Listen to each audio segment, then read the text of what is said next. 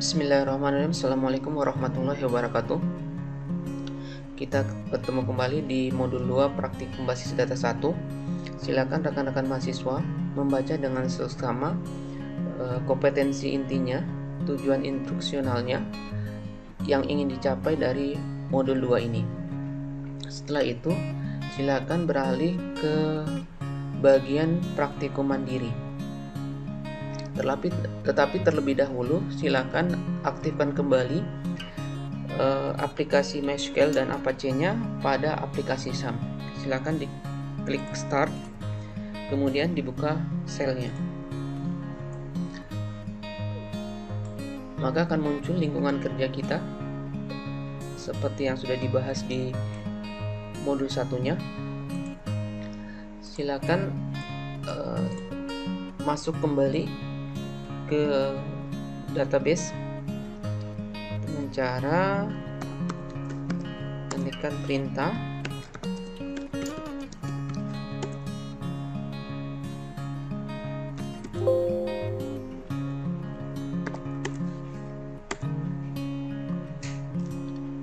Oke, di sini sesuai petunjuk kita diminta untuk membuat satu database dengan nama Stambuk.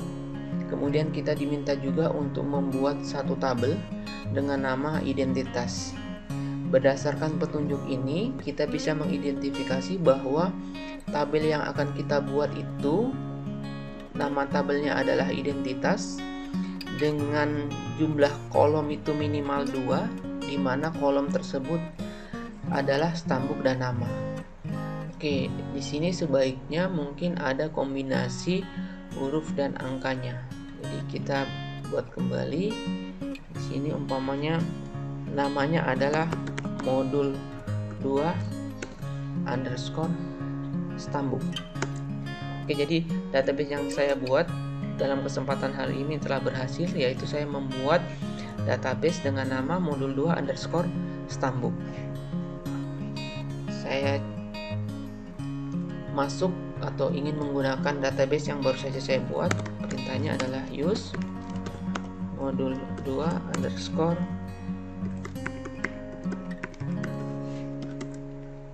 Oke, sekarang kita telah masuk ke dalam database modul 2 underscore Stambuk. Langkah selanjutnya adalah kita diminta untuk membuat tabel dengan nama identitas, di mana tabel tersebut memiliki minimal 2 kolom, yaitu kolom Stambuk dan kolom nama. Oke, kita coba untuk membuatkan tabel identitas, yaitu dengan perintah create table identitas, ya kan? Kemudian buka kurung, enter, fieldnya atau kolomnya stb. Kemudian saya masukkan tipenya char, panjang karakternya 15, ya kan? Kemudian field kedua itu adalah nama, tipenya itu varchar, panjang karakternya ini contoh saja saya masukkan 30. Kemudian saya tutup, saya titik koma. Oke, jadi perintahnya di sini adalah kita ingin membuat satu tabel identitas dengan field atau kolom Stambuk, tipenya char, panjang karakternya 15. Kemudian yang kedua adalah kolom nama atau field nama dengan tipe varchar, panjang karakternya 30. Oke, sukses. Kita bisa melihatnya dengan perintah show table. Sukses. Kemudian kita bisa melihat strukturnya dengan perintah describe nama tabel, yaitu identitas. Identitas. Oke. Di sini maknanya ketika kita mengetikkan atau merunning perintah describe identitas atau describe nama tabel, di sini akan muncul kolom field, tipe, null, key, default, dan extra. Field ini menandakan banyaknya kolom atau kolom-kolom apa saja yang ada pada tabel identitas, diikuti dengan tipenya null, key, default, dan extra. Null ini menandakan apakah kolom tersebut ya kan bisa diisi dengan data yang null.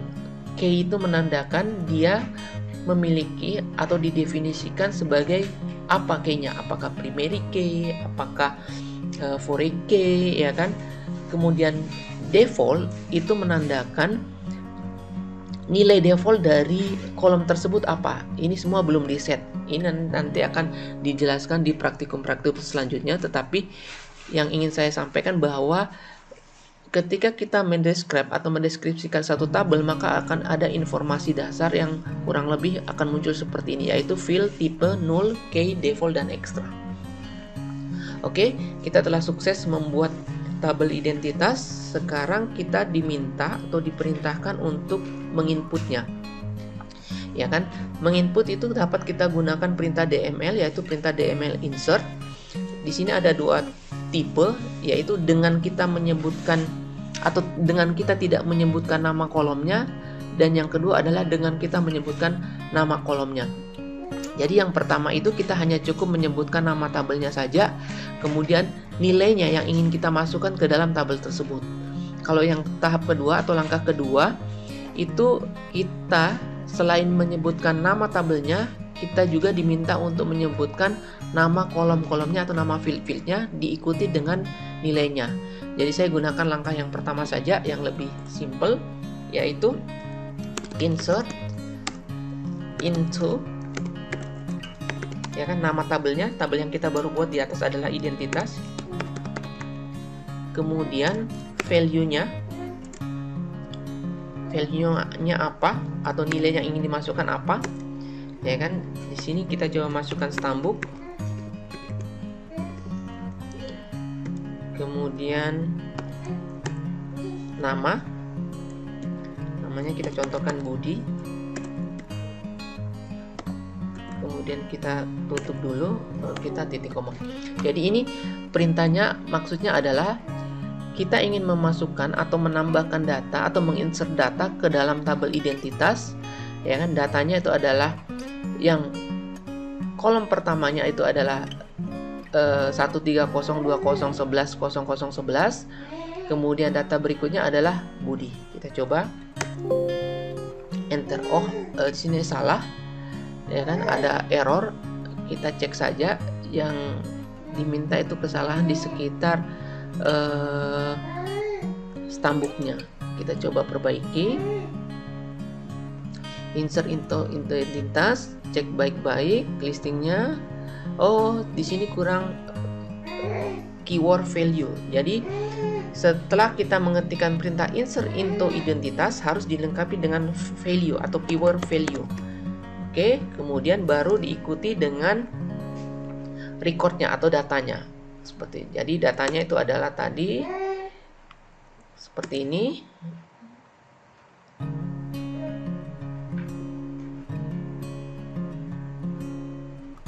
Oke, adalah Budi.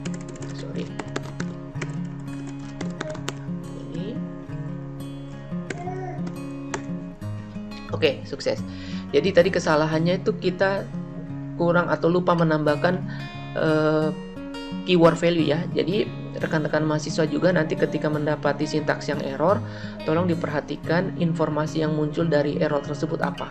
Jadi kita terbiasa menggunakan informasi error untuk menyelesaikan masalah kita terhadap perintah yang ingin kita eksekusi. Oke, di sini sudah sukses. Jadi perintahnya adalah insert into nama tabelnya yaitu identitas, diikuti dengan keyword value. Kemudian datanya apa yang ingin dimasukkan. Data yang ingin saya masukkan adalah stambuk 130 ini, kemudian dan Budi. Kemudian alhamdulillah statusnya oke. Kita bisa mengecek dengan perintah select bintang from nama tabel. Kita coba select bintang from nama tabelnya identitas.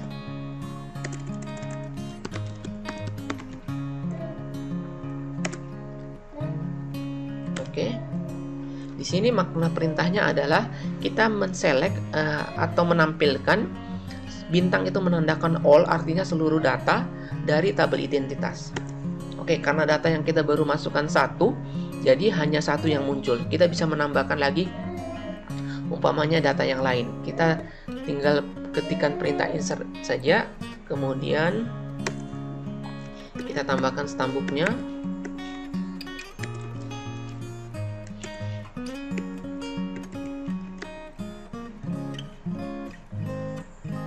Oke. Ini namanya siapa sobat? Oke, sukses. Kita cek lagi dengan perintah select bintang from nama tabel. Oke, di sini masuk ya. Artinya dia menampilkan seluruh data. Oke, tetapi ketika kita hanya menyebutkan dengan perintah seperti ini, select umpamanya bintang, umpamanya stb from identitas, maka di sini hanya akan muncul kolom stb saja. Ya kan, seperti itu. Atau kita kalau ingin melihat kolom namanya saja.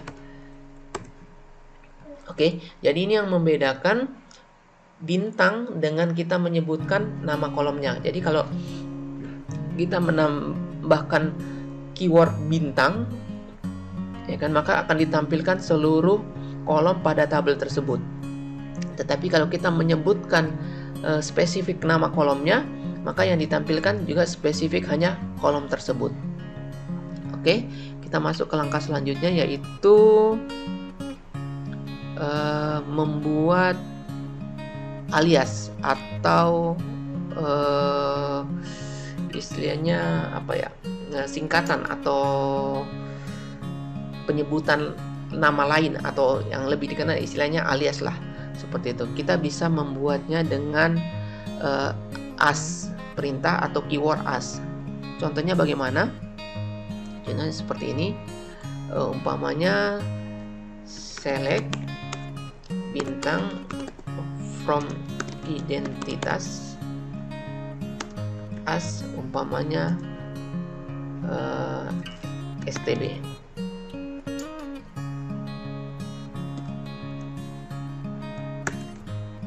Oke, jadi nanti di perintah listingnya itu bisa diidentifikasikan bahwa stb ini adalah muncul semua kolom identitas, seperti itu.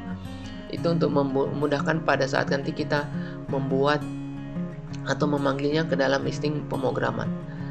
Oke, selanjutnya kita diminta untuk memberikan nama kolom lain dan sebagainya. Bisa dicoba-coba dengan mandiri saja. Sekarang kita masuk ke perintah DML selanjutnya, yaitu update. Oke, di sini perhatikan baik-baik. Bentuk umum update itu adalah update, nama tabel, kemudian keyword set, nama kolom, ya kan, nilai baru, kemudian keyword where, ya kan, diikuti dengan kondisi. Saya contohkan di sini, umpamanya kita punya data umpamanya stambuk 130 20 11 00 11 itu dengan nama Budi. Sekarang kita ingin mengupdate, ya kan, dengan perintah DML update, yaitu caranya adalah update, ya kan. Yang ingin kita rubah apa, ya kan, nama tabelnya, ya kan. Nama tabelnya di sini adalah identitas. Oke, kemudian kita set, ya kan, kolom yang kita mau set apa. Umpamanya saya mau merubah namanya Budi, ya kan, menjadi Budi Setiawan. Berarti saya menyebutkan nama kolomnya itu nama, ya kan, saya rubah jadi Budi Setiawan. Oke, saya masukkan keyword where, kondisinya adalah stb-nya sama dengan 130 20 11 00 11. Oke, di sini maknanya adalah saya ingin mengupdate atau melakukan perubahan data pada tabel identitas di mana nama menjadi Budi Setiawan, ya kan, dengan kondisi stambuknya adalah stambuknya Budi Setiawan. Jadi dengan keyword ini maka yang dirubah itu adalah datanya Budi saja, ya kan. Kenapa? Karena stambuknya Budi, ya kan, seperti itu. Kita coba. Oh maaf, salah, di sini ada perintah error. Set nama kolom. Oke, ada yang salah di sini. Yang diminta adalah di sekitar Budi Setiawan. Oke, jadi di sini ada yang salah. Harusnya kita membuat atau mengetikkan perintah update identitas, ya kan, nama tabelnya, kemudian set nama ini adalah kolomnya, nama kolomnya. Nah, di sini kita kurang sama dengan seperti itu, ya kan, awalnya seperti kita coba, ya sukses. Jadi perintahnya yang awal tadi itu kurang sama dengan, ya kan. Jadi saya tekankan sekali lagi untuk rekan-rekan mahasiswa, tolong terbiasa untuk membaca error, ya kan. Di sini saya contohkan juga beberapa macam-macam kesalahan yang sering kita lupa atau terlupakan, sehingga nanti ketika kita mendapatkan sesuatu yang error, kita dapat dengan mudah menyelesaikannya. Oke, kita bisa cek kembali apakah sudah berubah Budi menjadi Budi Setiawan. Kita select lagi bintang from identitas. Oke, telah berhasil. Oke, sekarang kita masuk ke perintah DML selanjutnya, yaitu delete. Oke, kita coba dengan delete dengan klausa atau delete dengan kondisi. Yang kita mau coba hapus adalah recordnya sobat atau stambuk 130.2011.0012, yaitu perintahnya adalah delete, ya kan, from nama tabelnya, ya kan, dengan kondisinya. Apa kondisinya? Atau yang mana yang kita ingin hapus? Yang ingin kita hapus adalah yang stambuknya sama dengan berapa? 130.2011.0012, ya kan? Ya, karena saya mau contohkan di sini adalah saya mau menghapus atau mendelete recordnya sobat, ya kan. Perintahnya adalah delete from, ya kan, nama tabel identitas, kemudian kondisi atau klausanya adalah stambuknya sama dengan terakhirnya 12. Kita coba.